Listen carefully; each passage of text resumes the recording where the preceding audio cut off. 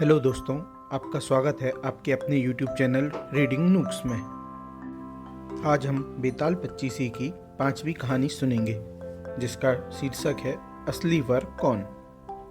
एक समय की बात है, उज्जैन में महाबली नाम का एक राजा राज करता था।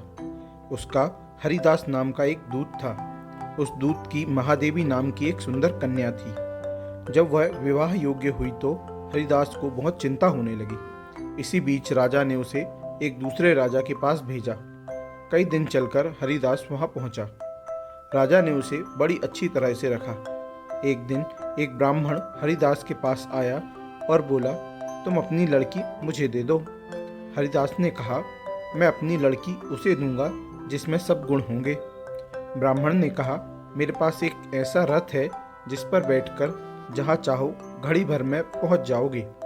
हरिदास बोला, ठीक है, सवेरे उसे ले आना। अगले दिन दोनों रथ पर बैठकर उज्जैन आ पहुंचे।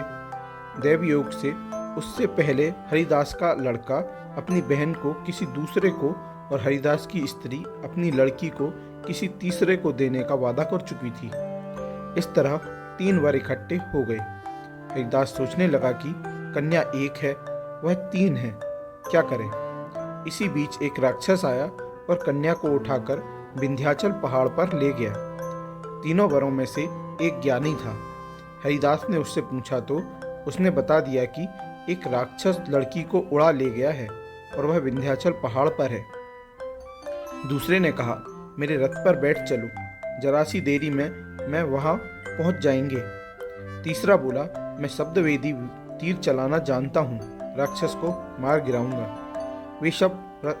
वे सब रथ पर चढ़कर विंध्याचल पहुंचे और राक्षस को मारकर लड़की को बचा लाए। इतना कहकर बेताल बोला, हे राजन, बताओ वह लड़की उन तीनों में से किसको मिलनी चाहिए। राजा ने कहा, जिसने राक्षस को मारा उसको मिलनी चाहिए, क्योंकि असली वीरता तो उसी ने दिखाई, बाकी 2 ने तो मदद की। राजा का इतना कहना था कि बेताल फिर पेड़ पर जा बैठा और राजा फिर उसे लेकर आया तो रास्ते में बेताल ने छठी कहानी सुनाई, जिसे हम अगले एपिसोड में सुनेंगे। दोस्तों, आपको यह कहानी कैसी लगी कमेंट सेक्शन में बताएं। अगर आपको पसंद आई हो तो लाइक करें, शेयर करें और चैनल को सब्सक्राइब करें। Thank you.